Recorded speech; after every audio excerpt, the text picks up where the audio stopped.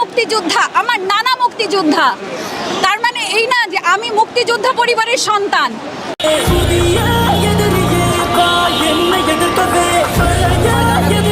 মনে হয়েছে যে তারা এই প্রতারককে দেশ ছেড়ে পালিয়ে যেতে সহযোগিতা করছে কিনা। বাংলাদেশের একজন মেগাস্টার শাকিব খান, তিনি কোটা আন্দোলন নিয়ে এত দেরি করে মাঠে নামবে কেউ আশা করিনি। সূত্র থেকে জানা যায় মেগাস্টার শাকিব খান এতদিন বাংলাদেশে ছিলেন না, তিনি ছিলেন দুবাইতে। দুবাই থেকে ফিরিয়ে সরাসরি কোটা আন্দোলনকারী ছাত্রছাত্রীর পাশে দাঁড়িয়েছেন বলে জানা যায় মিডিয়া থেকে। তার সাথে বুকিং এজেন্ট অ্যাসোসিয়েশন সকলকে কিভাবে একত্রিত করা যায় বহির্বিশ্বের মতো। আজকে আমরা যদি পার্শ্ববর্তী দেশেই দেখি, শাকিব খান বলেন, এই বাটপার প্রতারক অনেক নিরীহ মানুষের অনেক কষ্ট দিয়েছেন।